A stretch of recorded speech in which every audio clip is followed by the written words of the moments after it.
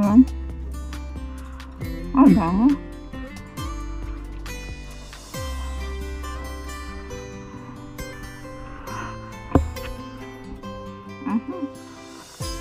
Yan.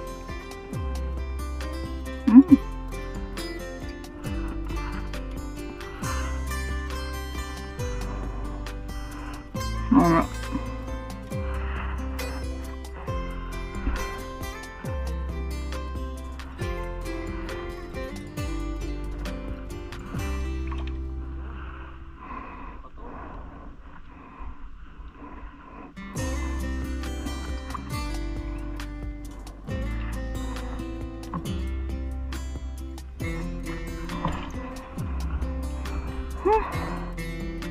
Matalabsik. Kakatikel na ng atikel. Baka ano naman yan. Tiki-tiki. Kaliliit. Ate, balik mo na lang yan. Wala yan. Sabi ay si Milinric daw ay maraming huli lagi. So, ang diferensya natin is dito lang tayo sa malapit. Sila Eric ay nasa malayo. Natural, maraming huli talaga yung pag medyo malayo ang pinupuntahan. Tayo, bangka tayo na masagwanan. Hindi pa safe yung ating bangka dahil may posibilidad na masira agad.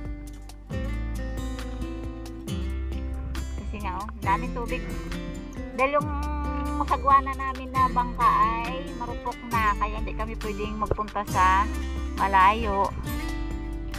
Baka malunod kami dahil nalunod na talaga ako dito sa bangka na sinasakyan ko ngayon.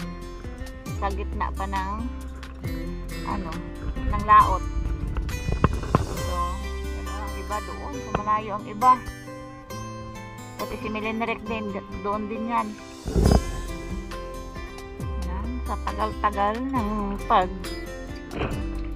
pangawil.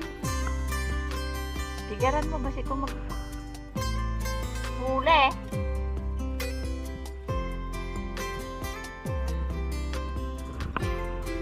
Nagdarag. Ay! Darag-darag.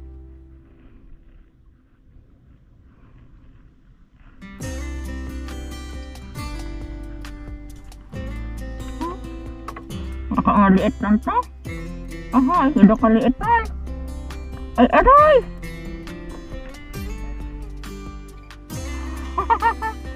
Kaliit-liit. Ay, aray!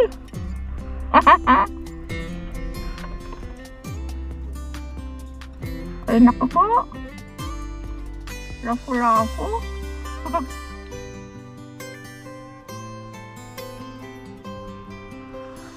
Oh, diyan ka muna. Ayan, umuwi na kami na isang piraso ang huli. Ayan mga ka-sisters, dahil wala kaming huli, so umakyat si mister ng ng niyog. Gagawin namin dyan ay bukayo. Yun, bukayo ang tawag sa amin, yung niyog na kinayod tapos niluto, nilagyan ng asukal. Yun, minatamis na bukayo. Bukayo. Basta bukayo ang tawag sa amin sa Bisaya. Ambot sa inyo kung ano sa Tagalog yan. Yan, ito yung niyog na tinanim ng how many years na. Dito yan sa malapit sa Aplaya, sa bahay ni nanay. Ay, sa dagat. Dagat. Ay. Ha? Biakit ko pa? Mga paraan namin dito kapag halimbawa walang ulam, ay diskarte lang gagawing bukayo yung niyog. Sinaunang kanyan pamamaraan. Mga sinaunang tao pag walang ulam, ayan ang ginagawang ulam, yung niyog.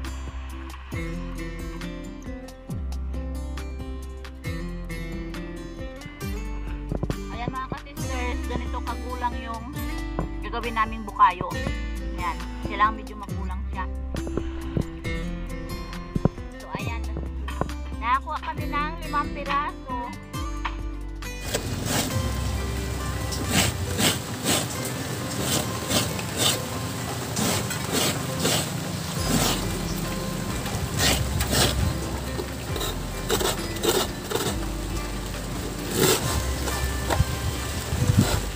So ito na mga kasisters yung ating kinayod na niyog na hindi pa naman masyadong ano to, magulang.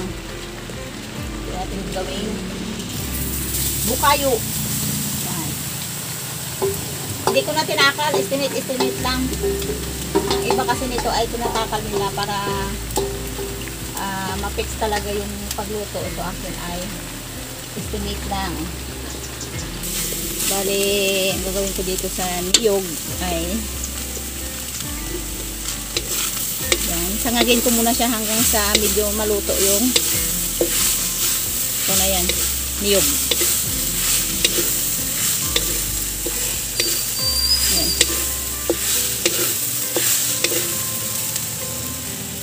Ayan, yung ating sinangag muna ng konti bago ilagay natin ang asukal. Yan, mabango na yung niyog. Yan, lagyan ko siya ng sabaw. Bali yung sabaw ng niyog ang ating ginamit. Hintayin natin na ito ay mag-sticky. Kailangan yung pinakapanghalo natin is kahoy para haluan siya, haluin.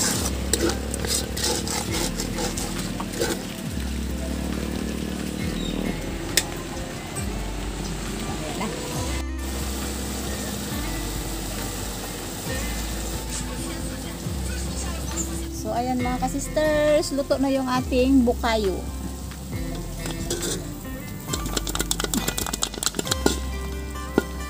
Ayan.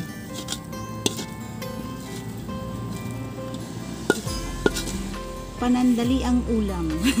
Ulam? Ang katapat nito ay bahaw. Yung kanin na ano na. Akala ko merinda yan. Yun ang merinda, ginaulam namin to. Nung bata pa kami, ito yung ginagawa. Tanda ko ginaulam yan, pero Nung bata kami, ito yung ginagawa ng magulang namin. Kasi pag dumating yung malakas na bagyo, tapos walang kaulam-ulam at may mga naanod na niyog, ito yung ginagawa nila para may maiulam lang kami. So sobrang sarap na sarap kami. Siyempre gutom. Di ba? Kailangan talagang kumain ka kahit ganun. Pero masarap talaga, as in wala kang, no choice ka sa buhay, kaya nasasarapan. Kanin, more on carbo, tapos ang iulam pa ay niyog, bukayo, ay talaga namang tamis na mga kasisters, yung aking homemade na bukayo. Hindi ko alam kung anong tawag sa inyo ng bukayo para sa amin. Hindi ko alam kung ano sa Tagalog, basta ang alam ko talaga is overall dito ay bukayo ang tawag. Ayan. So ito ay pag naglamig na, ilagay natin sa garapon. Pwede natin i-stack to or itago para pag nagkain ka at gusto mo ng panghimagas, ito yung ginagamit namin, ito yung ginagawa namin at ito yung kinakain namin. Mga ka-sisters, gumawa ako ng dalawang klaseng bukayo. Ito naman yung pulang-pula at yung isa ay yung medyo hindi gaanong mapula. Pero itong mapula na to mga ka-sisters na niluto ko ay napakasarap kasi nga ay hindi siya masyadong matamis kahit ang kulay niya ay kulay pula. Yung isa ay medyo matamis dahil more on mas maraming asukal nun kaysa dito sa kulay pula. Yan, napakasarap yan mga ka-sisters.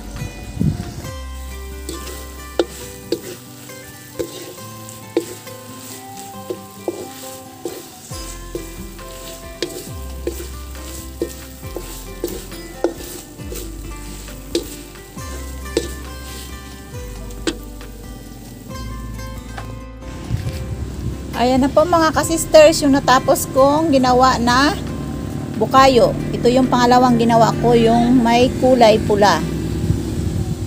Yeah. Ayan mga ka-sisters, nabutan kami ng gabi at tamang-tama si nanay ay nakauwi na rin galing sa bahay nila ka-brother Ed. So, Sisters, dito na naman ang matanda. Ang senior. ayan, ito sana magiging ulam namin, nawala si nanay. So, mayroon naman akong isda na nakalagay sa freezer, niluto namin para kahit papaano ay may dagdag tayo na ulam. Kahit wala tayong nahuli kanina. So, ayan, magpipray tayo. Maraming salamat o Diyos sa patuloy na pag-iingat sa bawat isa sa amin. Salamat sa buhay, salamat sa pagpapala, sa favor mo, Panginoon. In Jesus' name. Amen. Kain tayo mga sisters! Kain tayo mga sisters. Mami, dito na po ako. Ano nga ito nito? Eh, ginaganyan lang yan. Ay, Sir. ay. Pero mas gusto ko ito kasi medyo less ng Oh, yan, konti maganda. sa matamis. Oh. Ito naman, medyo matamis. Oo. Balik tayo sa natin namin. Kaya, mga sister, ito. Yan ang gusto ko naman. Oh. Ito, ilalagay natin sa garapon. Kasi uso dito sa amin na pagkatapos kumain, May panghimagas. panghimagas. Yung Yung gutom na gutom ka mga sisters, tapos may bahaw ka. Bahaw ang tawag sa amin yung kanin na ano, na hindi mainit. Yung kanin na malamig, tapos ito yung iulam, pagkasarap na. Bukayo. Ano tawag ito? Bukayo, iwan sa ano sa Tagalog, hindi ko nga alam kung sa Tagalog. Ah, sa Tagalog. Kasi sa English o Oo. Tagalog? Tagalog! Bukiyo. Galing ka na sa Kalapan, naging check. Sisters, kain Sige, tayo. kain. Oy, pinagsama mo yung pinangad mo at saka ano, mag-iba ang lasa niyan. Matamis at saka ano. Hindi na masarap. Di ba masarap na yung kulay lang? Na, Pareho lang. mas gusto ko to. Pagdating ko dito mga sisters, natulog muna ang senior, napagod ng kabiyahe. Kain tayo. Kahit wala tayong ginagawa sa biyahe, pero mapagod rin ulit. Dito kami kakain kasi sa labas ay gabi na at saka umuulan. Yung paambon-ambon lang. So, mas maganda na dito tayo sa loob at talaga namang tamang-tama na binigyan tayo ng misa ni Nanay Mia. Maraming salamat kay Nanay Mia at lagi na kami kumakain dito. Ay, Mia, Piling payaman. Ay, Mia, maraming salamat ha sa kadami-dami mo na at talagang ano talaga eh. Nag-uumapaw. Masagana Biyaya. kaya talaga nang naramdaman ni kananay dahil hindi ako talaga magugutom. May isang sakong bigas at saka isang box na luncheon meat bao. Dami. Nanay Mia, yung pinalit na ano na misa, pero ito yung taas nito ay yung dati pa rin yung may sira sa gitna. So pinunihan ko lang. Pero yung dumating na ang tawag yan, replacement. Meron ba? Replacement na tawag yung hana. Oo. Yung pinalit ng ng ano ng delivery replacement ay andito sa likod ko. Ayan. So hindi ko pa binuksan kasi alam ko naman na ito na yung kapalit. Dahil ang bala ko nitong mga ka-sisters ay gagawan siya ng ano, paa na panibago para may dalawa na kaming misa. Yan. Pag marami kaming kumakain ay pwede namin ipagsama yung lahat. So, pwede pa naman itong isa. Yan. Maraming Maluwag na tayo. Kung darang bukto na natin. Oo, ay kung pamilya lahat ay kasama. Kasi siyempre, mahaba. Sama ang mga apo. Mga apo kasi. Mga apo pa ni kasuster, may mag-apo pa ha. Mga apo pa. Someday. Doon namin ng paan kami, sister. Kami lang mga tanday. Ano yan? Apo nga daw, apo yan, apo. Argentino apo. Bakit mo? Utak-utak. Ang sarap nila ito. Yung lang ba? Sa amin talaga mga kasister, kapag ganitong ulam, may paksiw, tapos may matamis. Ito ang Parang ganda ko. nasasarapan kami kasi parang kombinasyon ba? Kasi Bisaya. Na ganyan din kayo, di ba noon ay no? Kasi kaya, kumbaga nakagawa ako ng ganyan kasi nakita ko noon si tatay, maliit pa ako. Pero parang may ano na, may isip na rin, nakita ko na gumawa siya ng ganyan, pagkasarapan. Ito maganda oh. Kaya wala kasi tatay, parang binabalik pa rin yung nakalipas, pero maganda kasi. At masarap ng sili. Aha. Hindi, wala naman. Aha. Try natin. Wala naman. Baka ma-prank mo ako yung Ah, siya. nukman mo. Nagbog ka palabas. Wala naman. Ano ya? Pag na-prank kaya, saan ka matalbog? Bukan. Palabas o paloob? Pa din. Joke lang. Sigurado ka talaga? Harmless prank lang yan. Gulang na lang. Joke na ganun.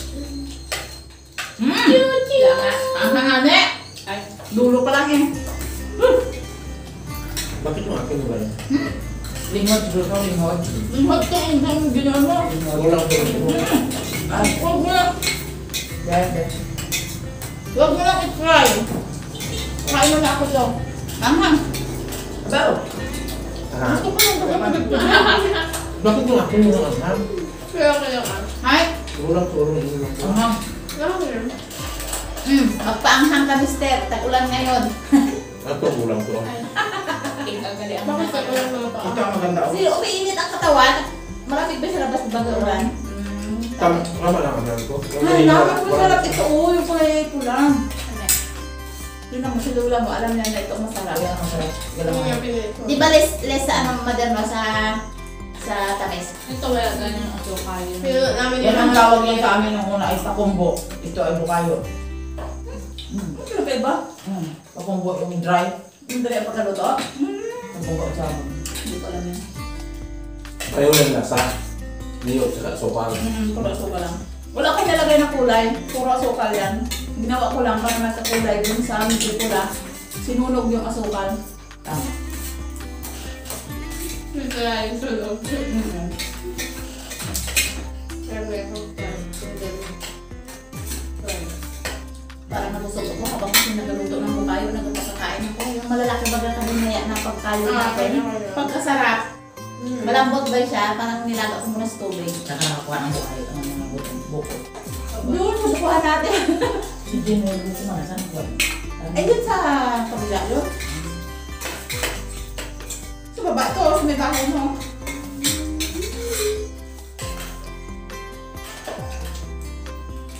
Ang huli namin kanina, isang pirasong kalapato.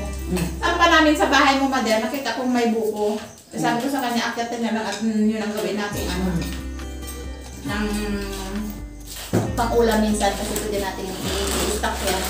Okay pa, mahaba na naman ang martes namin. Yan po. Maraming salamat mga kasisters! Lahat ng mga sisters dyan. Kay Mami! Kay Mamiya! Thank you Kay Mami! Thank you, Pamilya! Kay Doc! Magaling kay Doc, pagaling ka. Hindi kami mahugutom. Bye-bye! May sakit si Doc eh. Nanibago sa Pilipinas.